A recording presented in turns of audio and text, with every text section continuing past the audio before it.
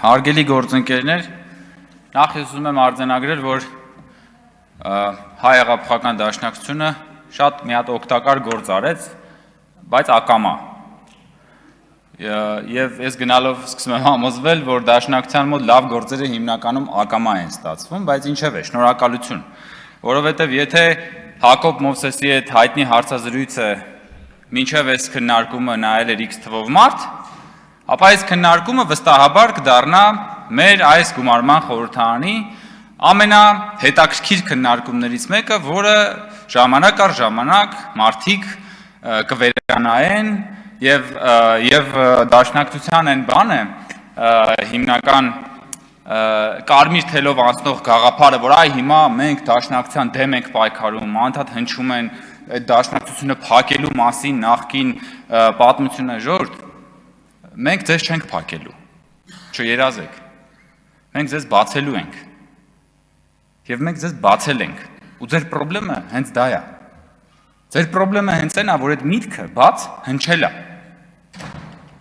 Հակոբ Մովսեսը ինչ ասել, միտքը ասել, և դաշնակցության գաղափարական ինկվիզիցիան ծայր է առել մի նոր թափով, ու դաշնակցությունը հիմա եկել է Հայաստան դաշինքը, և խոսում է սահմանադրությունից, փրկում է, ուզում է սահմանադրական կարգը փրկի։ Բայց ես ախր զգում եմ, որ ինչ-որ կեղծ, երեսպաշտ բան կա այս քննարկումների մեջ։ Եվ ես գտա այդ երեսպաշտության ամենավառ ապացույցը, որ հիմա ձեզ ցույց կտամ և կհիշեցնեմ, հարգելի գործընկերներ։ Դուք ինչ եք ասում եք, որ ՀՌՀ անդամ Հակոբ Հակոբյանը պիտի լինի քաղաքականապես զուսպ և նա խախտել է քաղաքական զսպվածությունը։ Ասել է թե, որ դուք ասում եք հստակ, որ ՀՌՀ անդամը պետք է լինի քաղաքականապես զուսպ։ Շատ լավ։ Բա եթե այդպես էր, Հայաստան խմբակցությունը ոնց էր առաջադրում ՀՌՀ անդամի պաշտոնին Ռուբիկ Հակոբյանի թեկնածությունը որոշ ժամանակ առաջ։ Դուք Ռուբիկ Հակոբյանի քաղաքական զսպվածության հատկապես որ կողմով էիք գայթակղվել, սիրելի դաշնակցականներ, որ Ռուբիկ Հակոբյանի ինտելեկտուալ որ բարեմասնությունն էր ձեզ հատկապես գայթակղել, որ դուք նրան առաջադրում էիք որպես ՀՌՀ անդամի ապագա պաշտոնյա և դուք պատրաստվում էիք ընտրել, չէ նրան։ Եվ դուք Ռուբիկ Հակոբյանին հոպատահաբար չէիք առաջադրել, դուք առաջադրել էիք նրան, որովհետև նա Ռուբիկ Հակոբյանն է, ով քաղաքացիական պայմանագրի մասին ասում է այնպիսի բաներ, որ Հակոբ Մովսեսը երբեք չի կարող ասել որևէ մեկի մասին, որևէ կուսակցության մասին։ Սա է ձեր երեսպաշտության ամենավառ ապացույցը, հարգելի գործընկերներ։ Գնացեք մի հատ ձեր նախկին թեկնածուի մասին բան արեք, խոսեք։ Կամ որ ասում եք Հակոբ Մովսեսի արտահայտությունից դաշնակցությունը վիրավորվել է։ Զարմանում եմ, դաշնակցությունը հիմնականում վիրավորում է, ընդ որում ոչ միայն գաղափարապես։ Կամ եթե դուք քաղաքական կուսակցություն եք և մասնակցում եք երկրի քաղաքական հասարակական կյանքին, ձեզ համարում եք որպես 100-ամյա կուսակցություն, ձեր վերաբերյալ տրված ինտելեկտուալ գնահատականից խեք է ձեզ վիրավորվում։ Կուսակցություն եք, չէ, ապրող կուսակցություն եք, որը պետք է ունենա նաև ինքնահայեցում։ Իմ մոտ տպավորություն է երբեմն ձեր խոսքից, դուք մտածում եք, որ դաշնակցությունը, ասենք, խաչքար է։ Խաչքար է, պետք է ասենք միջնադարյան խաչքար է դաշնակցությունը, պետք է հանկարծ չկպնես, թե չէ կընկնիկը կոտրվի։ Եթե տենց եք մտածում, որ խաչքար է, տարեք դրեք թանգարանում, արխիվացրեք, ոնց որ ասեց մեր գործընկերը։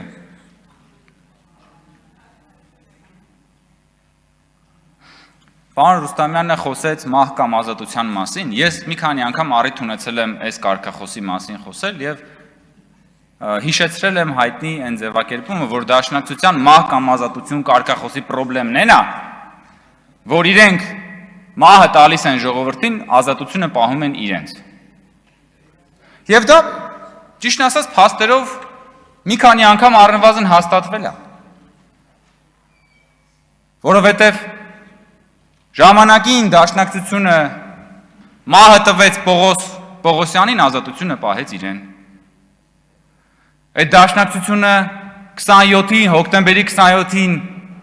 մահը տվեց մյուսներին, ազատությունը պահեց իրեն։ 2008-ի մարտի 1-ին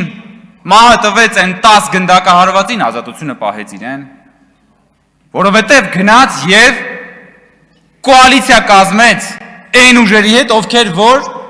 շահառուն էին այն ահաբեկչական ակտերի, որոնք որ տեղի ունեցան։ Հիմա դուք եկել եք ասում եք մահ կամ ազատություն։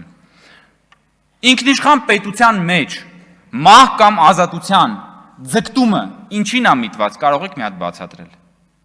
Կամ որ դուք անընդհատ ձգտում եք ազատագրվել։ Երբ որ դու չունես պետություն եւ ուզում ես ազատագրվել դեսպոտիզմից, դա ինչ որտեղ հասկանալի է։ Երբ որ դու ունես ինքնիշխան պետություն, դու ինչից ես ուզում ազատագրվել։ Եվ մի հատ էլ մահ կամ ազատությունը շարունակում ես համարել քո կարգախոսը։ Ինչից։ Ոնց որ թե ձեր մոտ ազատագրական պայքարը հիմնականում հաջողվում է ողջախոհությունից։ Ոնց որ թե դուք հիմնականում ռացիոնալությունից եք ազատագրվել միջև այս պահը։ Եվ ամեն կերպ մենք ձեզ ուզում ենք նորից վերադարձնել ռացիոնալության գիրկը եւ պարոն Մովսեսի ասած այդ քաղաքական ադապտացիան ինձ թվում է դրա մասին է։ Դա նրա մասին չի, որ դուք կրավորաբար բան արվեք, ուծացվեք կոնյունկտուրաներին, դա նրա մասին է, որ դուք 21-րդ դարում լինեք 21-րդ դարի քաղաքական ուժ։ Հիմա դաշնակցությունը ինչ է, դաշնակցությունը հիմա ոնց որ գիտեք ինչ է, Pentium 1 է, ու հիմա ինքը ուզում է Pentium 1-ը տանի iPhone 17-ի վրա բան անի, այդ soft-ը ինստալ անի։ Չի աշխատելու ժողովուրդ ջան։ Ու հերիք չէ, ու ուզում է տա ժողովրդին, որ ժողովուրդն էլ օգտագործի այդ Pentium 1-ը iPhone-ի վրա, որ ասում է վերցրեք օգտագործեք ժողովուրդն, բնականաբար ոնց վերցնի այդ Pentium 1-ը օգտագործի։ Հələ դուք մնացեք Pentium 1 հասկացանք։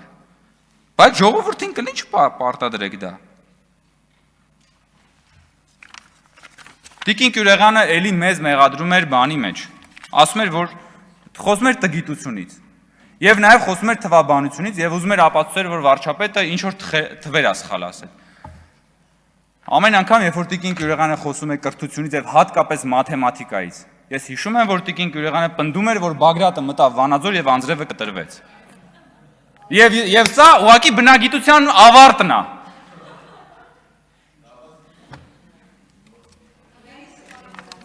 Թվերը, հա, թվերը, իհարկե, համաձայն եմ։ Որ թվերից, Տիկին Կյուրեղյան, դուք որ խոսում եք այստեղ պարգևավճարներից, հիմա շատ լավ, որքանով է բարոյապես ճիշտ, որ ինքներդ ստացել եք այդ պարգևավճարը, ընդ որում դա պարգևավճար չի, դա հավելավճար է,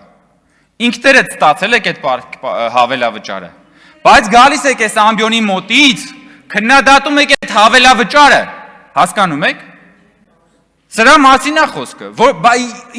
ինչի չեք հրաժարվել դրանից, ինչի չեք հրաժարվել, ինչու չեք հետ վերադարձնել պետական բյուջե այն հավելավճարը,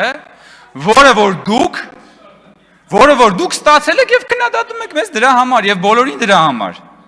ինչի եք տարել, սիրուն ծախսել, ամեն ինչը արել, հիմա գալիս եք և երեսպաշտորեն, փորձում եք, հանրությանը ներկայացնել, թե դուք բան եք, այսպես բանով ժուշկալ կյանքով ապրող ընդդիմադիրները, որ բան չեք արել, այդ հավելավճարը չեք ստացել եք։ Եվ անարդարությունն նրա մեջ է, որ դուք դա ստացել եք, ձեզանից առնվազն մի մասը պարազիտանալով, որ չեք էլ աշխատել դրա համար։ Կամ որ ասենք այդ պարգևավճարից եք խոսում, էլի, ժողովուրդ ջան։ Եվ ասում եք, որ պետական բյուջեի փողերը։ Լավ, բայց ձեր շեֆին Ռոբերտ Քոչյանին խի չեք ասում, այդ որ դատախազությունը քեզանից պահանջում է $200 միլիոն ապօրինի գույք։